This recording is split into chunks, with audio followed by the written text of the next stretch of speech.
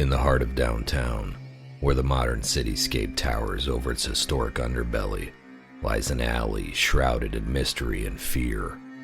This narrow passageway, barely noticeable amid the hustle and bustle, holds a dark secret that has plagued this city for decades. It's the story of Noah Wilson, a man whose untimely death in the winter of 1972 birthed an urban legend that continues to haunt those who dare to venture into the shadows. This is a tale of tragedy, madness, and the chilling consequences of crossing paths with the restless spirit. Now, let us take a slow walk down the dark, empty roads and find the key.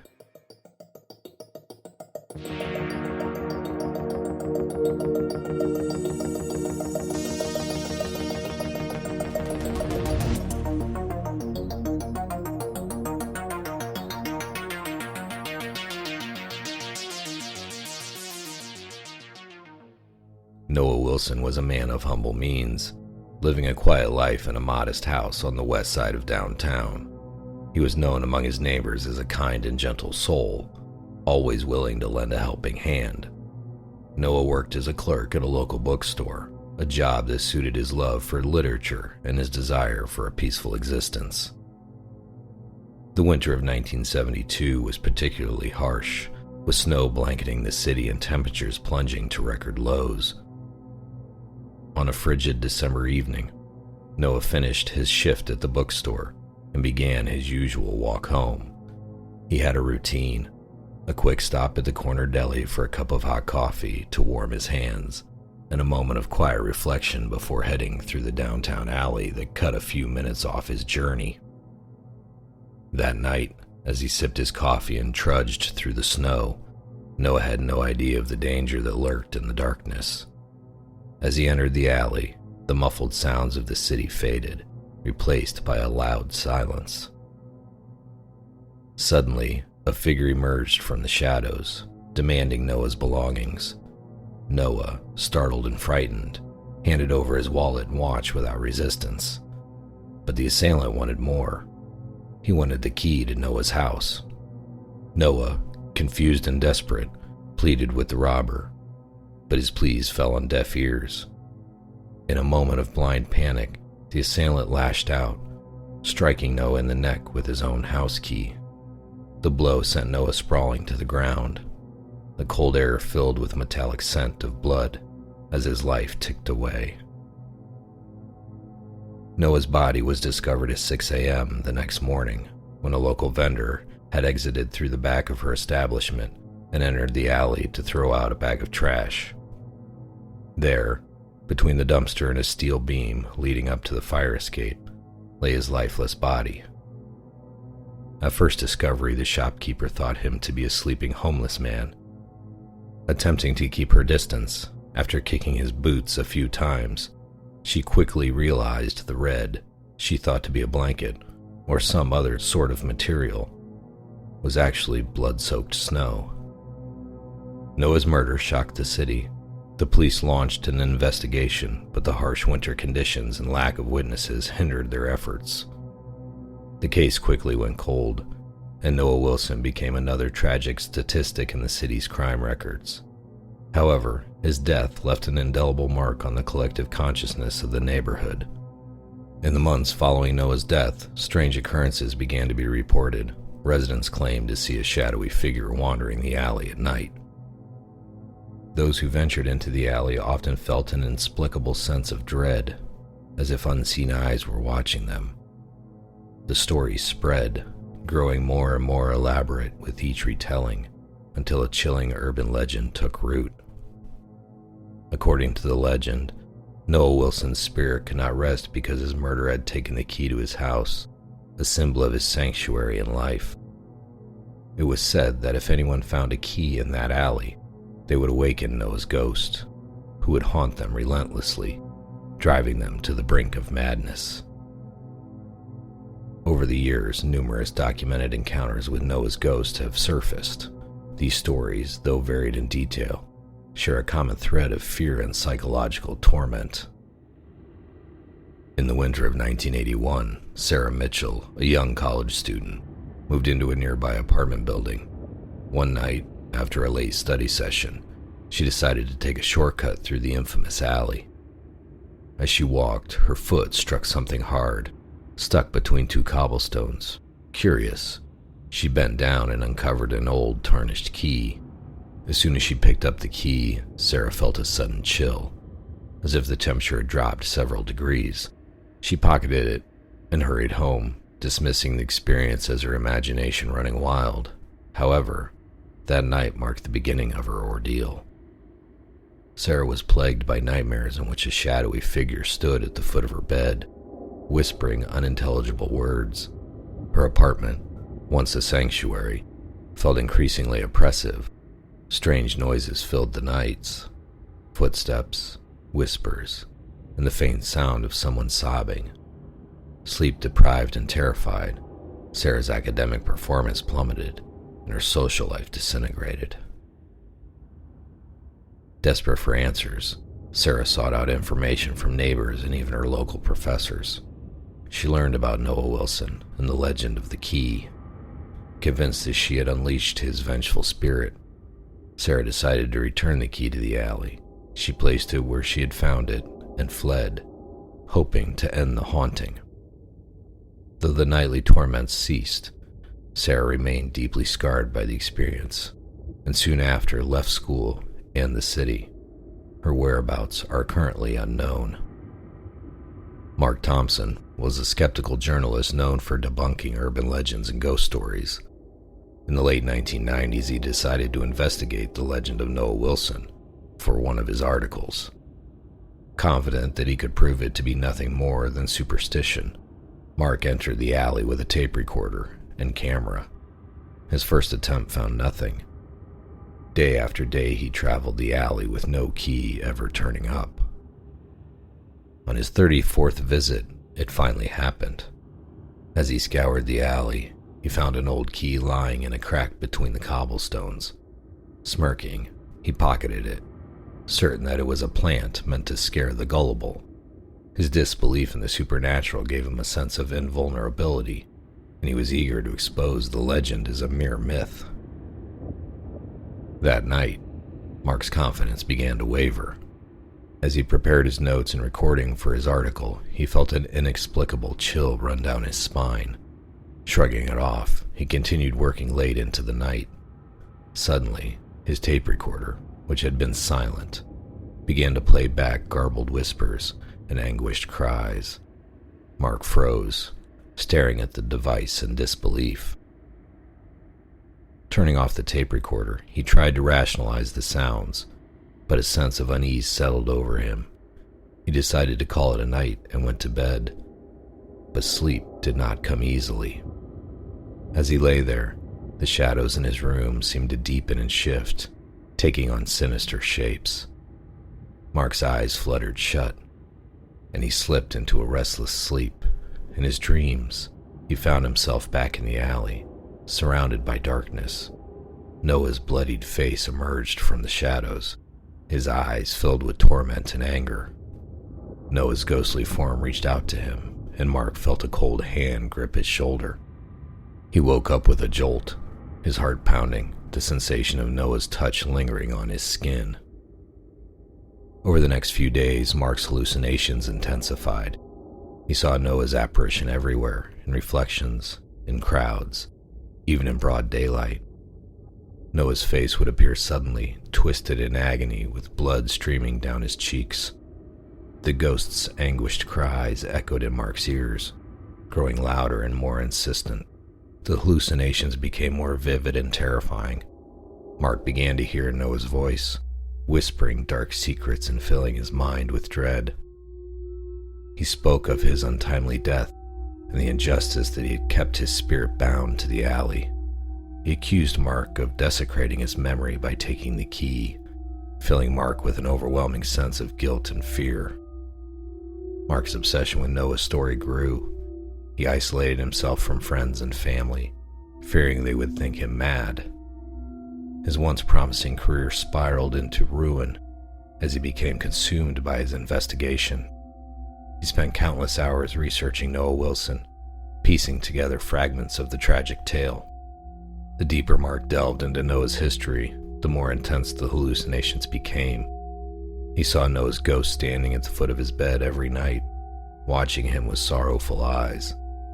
During the day, Mark felt Noah's presence beside him, a cold, oppressive force that sapped his strength and willpower. Mark's apartment transformed into a prison of terror. Objects moved on their own, doors slammed shut, and lights flickered without cause.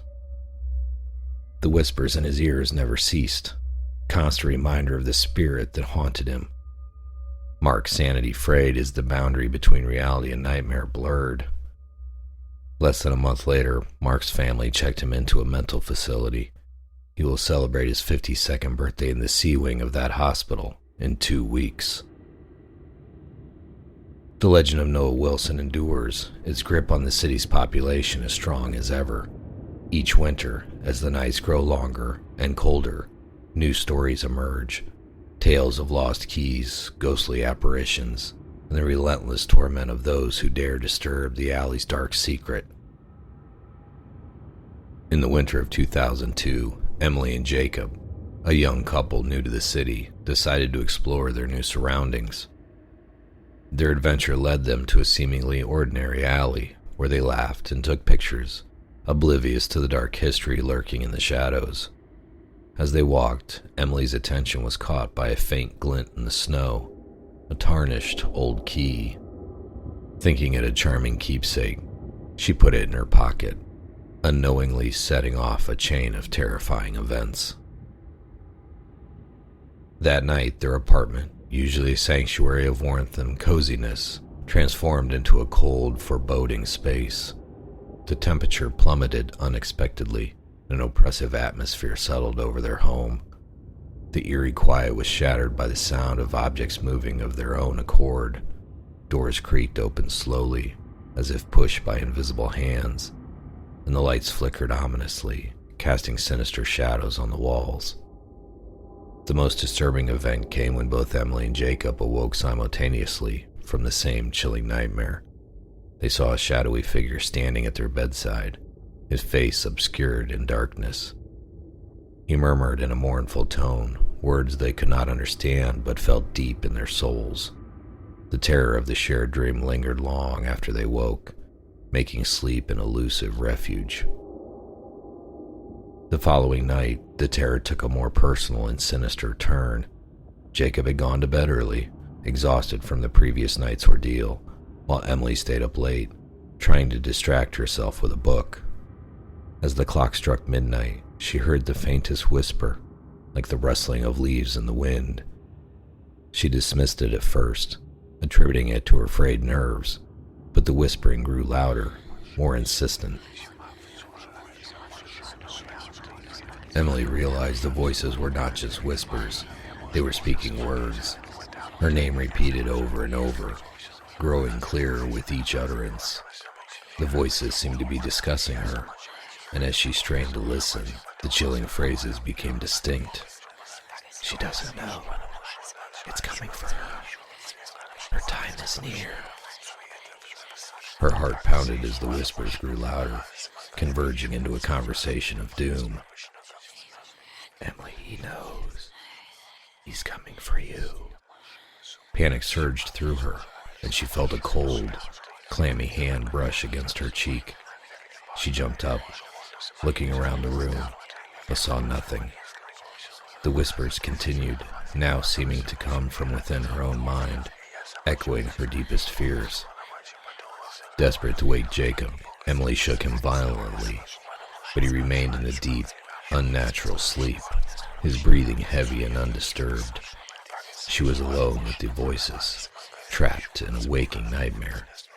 The whispers escalated into a crescendo, repeating a single, terrifying message. You will join him soon. Emily fled the living room, her heart racing, tears streaming down her face. She huddled in a corner, covering her ears, trying to block out the relentless voices.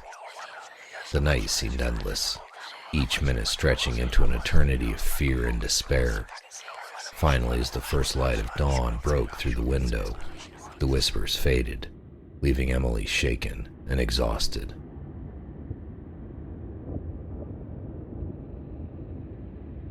By the third night, Emily and Jacob were on edge, their nerves frayed. They started leaving lights on in an attempt to keep the darkness at bay. As midnight approached, they heard a soft, rhythmic tapping coming from the living room. Reluctantly, they ventured out of their bedroom, only to find all the picture frames on their walls had been turned to face the wall. The tapping grew louder, and as they turned around, they saw the shadowy figure from their nightmares standing in the hallway. This time, the apparition was clearer. They could make out the outline of his 70s clothing in the faint glow of his eyes. Paralyzed with fear, they watched as he slowly turned and walked through the closed door, disappearing into the night.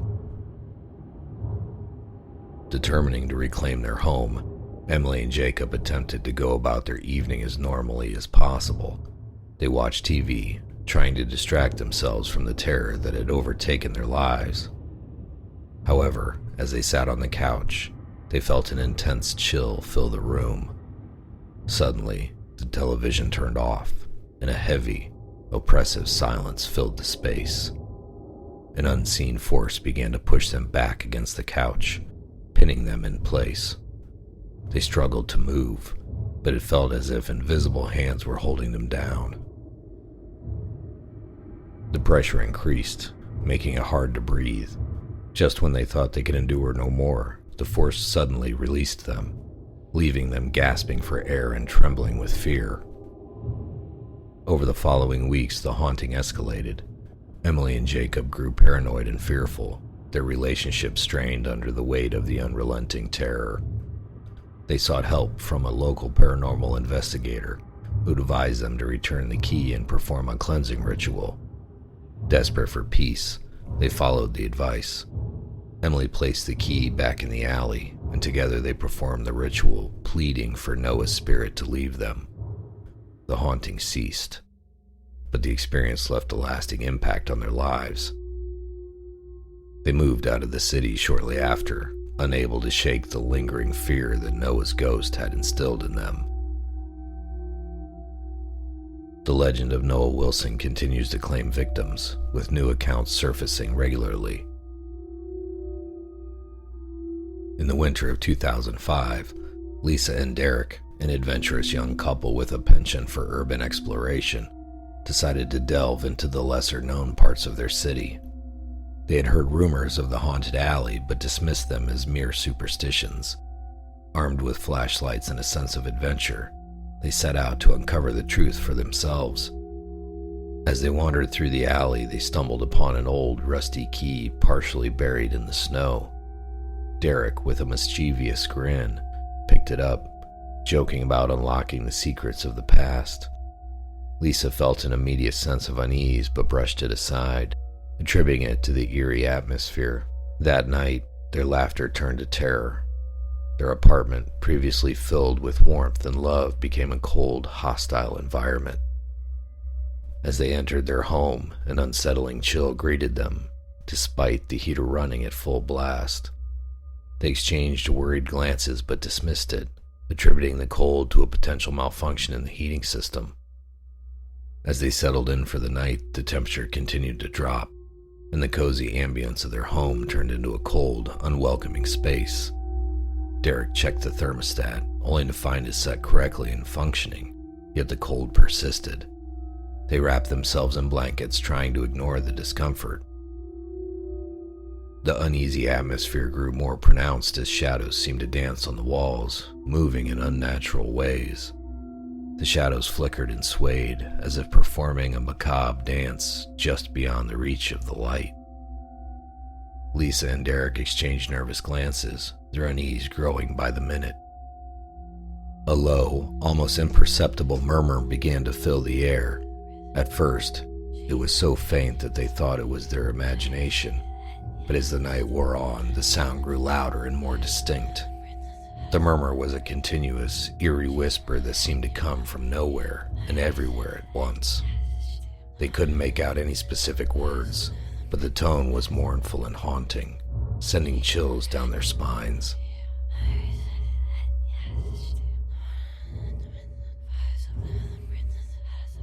Trying to maintain some semblance of normalcy, they decided to go to bed, hoping this sleep would bring an end to the strange occurrences. However, as they lay there, the temperature dropped even further, and the murmur grew louder. The shadows in their bedroom seemed to elongate, stretch towards them, creating an oppressive feeling of being watched. Both Lisa and Derek struggled to fall asleep, tossing and turning in the freezing room. Eventually, exhaustion overtook them, and they slipped into a restless slumber. But their relief was short-lived. They both began to experience vivid nightmares that felt disturbingly real. In their dreams, they saw a shadowy figure standing at the foot of their bed. The figure was tall and menacing, its face obscured by darkness. It whispered in a mournful tone, the words now clear and chilling. "You should not have taken it. Return what is not yours." The figure's presence was so oppressive that they felt paralyzed, unable to move or scream. The nightmare felt endless, and when they finally awoke, they found themselves drenched in sweat, their hearts pounding. The room was icy cold, and the shadows on the walls seemed to mock them, reminding them of the nightmare they had just endured. They looked at each other, their faces pale and drawn, knowing that what they had experienced was not just a bad dream. As the first light of dawn began to seep through the curtains, the cold and the whispers subsided, leaving Lisa and Derek exhausted and terrified. They spent the rest of the day in a state of anxious vigilance, afraid of what the next night might bring. That next night, the terror intensified. Lisa awoke to the sensation of being watched. As she opened her eyes, she saw a shadowy figure at the foot of their bed, its form barely distinguishable in the dim light. The figure stood motionless, its eyes glowing faintly, with a malevolent gleam. Lisa tried to scream, but her voice caught in her throat. Derek stirred beside her. But when she shook him awake, the figure vanished, leaving behind an icy chill. On the third night, Derek's torment began in earnest. He woke up drenched in sweat, his heart racing from a horrific dream. In his nightmare, he saw Noah Wilson's face, bloodied and contorted in agony. The vision was so vivid that Derek could smell the metallic scent of blood and hear Noah's anguished cries. Throughout the day, he tried to shake off the nightmare, but the images persisted, haunting him even in waking moments. That evening, Derek sat alone in the darkened living room, hoping that some quiet reflection might calm his mind. Instead, he found himself engulfed by an overwhelming sense of dread. Suddenly, the room's atmosphere shifted, and he felt a cold breath on his neck. He turned to see Noah's ghostly face staring at him from the corner of the room, its eyes filled with anger and pain. The apparition lunged at him, passing through his body with a chilling force that left him gasping for breath. Derek's screams brought Lisa running, but by the time she arrived, the spirit had vanished, leaving Derek trembling and incoherent. By the fourth night, Lisa's rationality began to crumble under the weight of their experiences. She heard whispers that seemed to come from within the walls, growing louder and more insistent. Initially, the whispers were faint and indistinct, but as the night wore on, they became clear and unmistakable.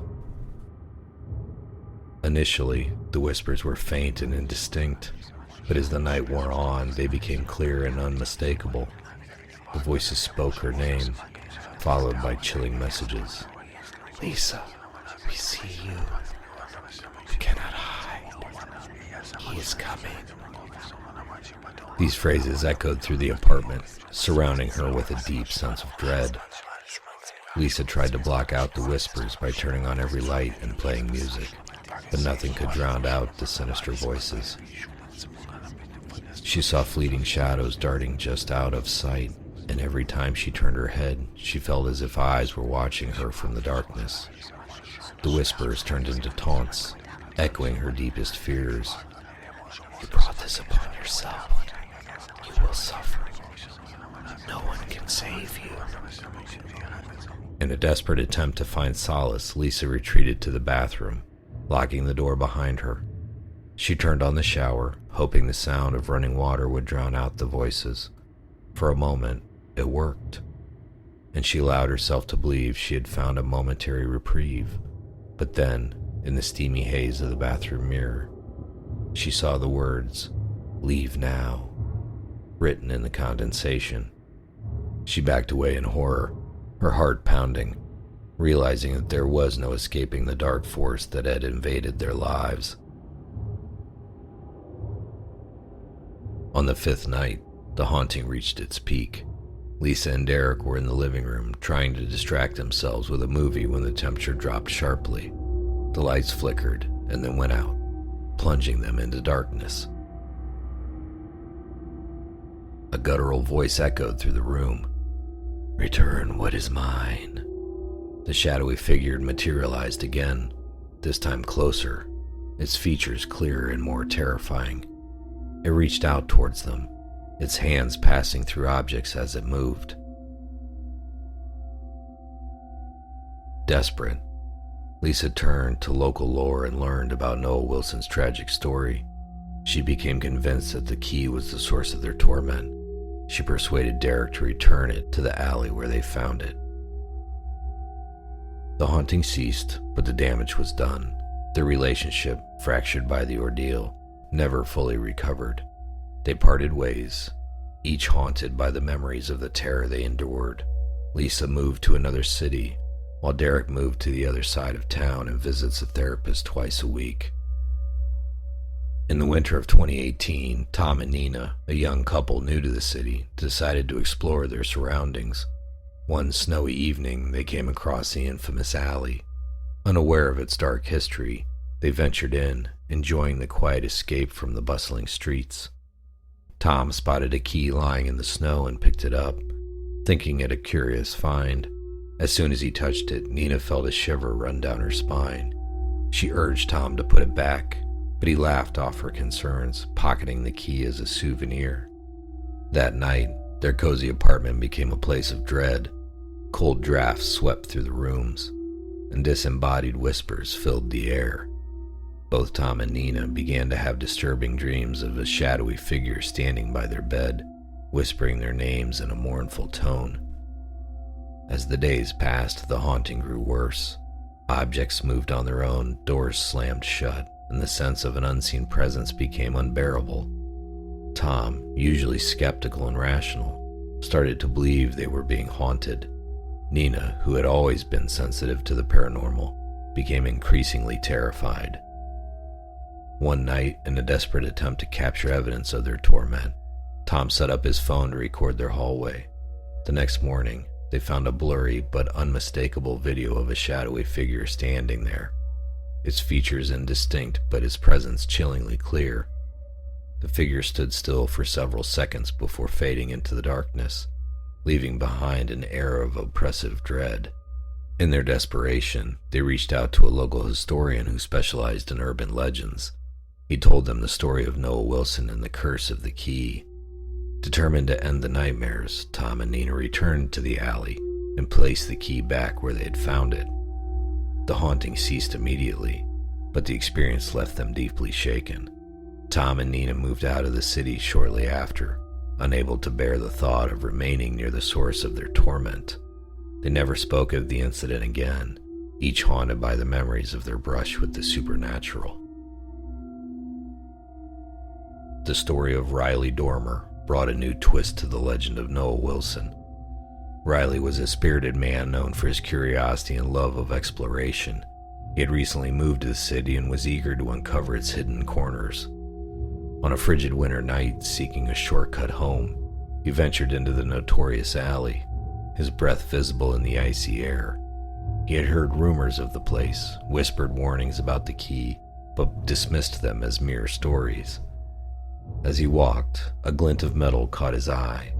Partially buried in the snow, an old, tarnished key lay between two cobblestones.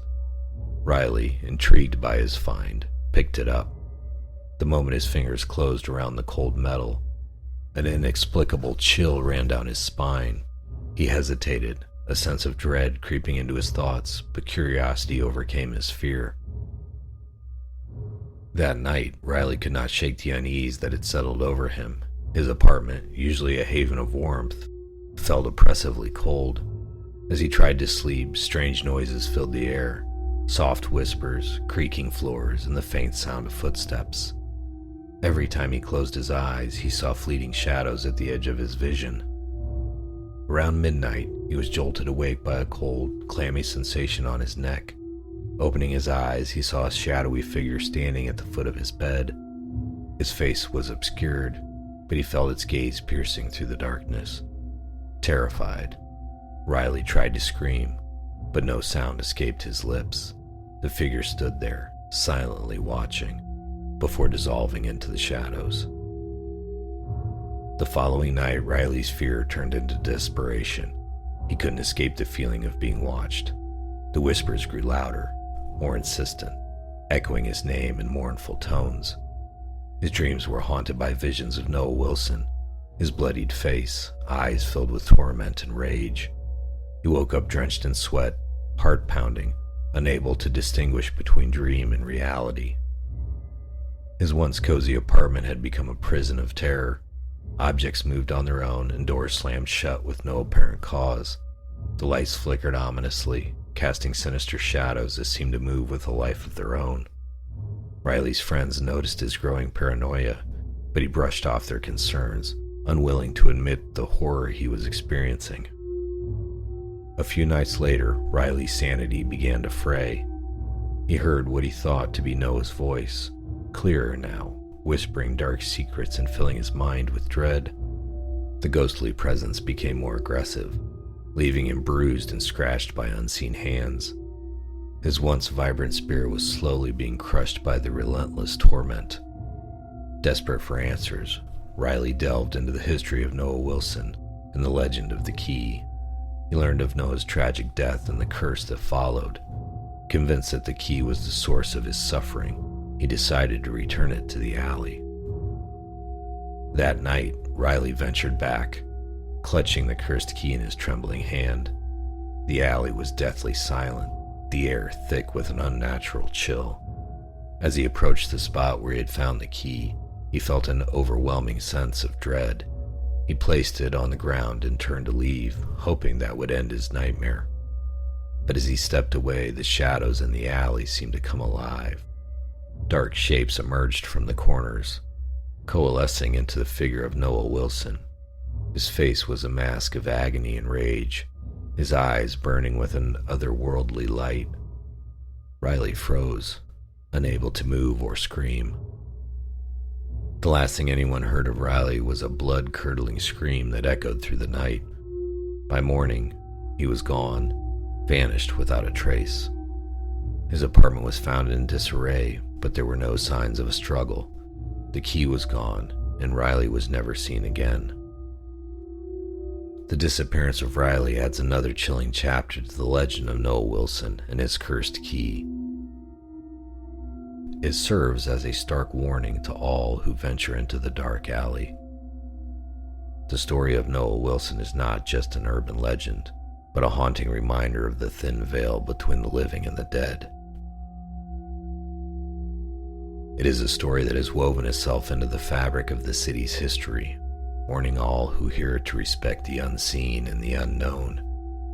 The key in the alley is not just a relic of tragic past, but a portal to a realm of madness and despair. As winter descends and the nights grow cold, the alley waits, ready to ensnare the next unsuspecting soul. Whether you believe in ghosts or not, one thing is certain. The story of Noah Wilson is a testament to the power of urban legends and the enduring mystery of the supernatural.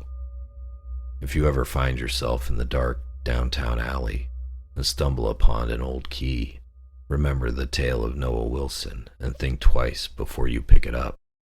For some doors, once opened, can never be closed.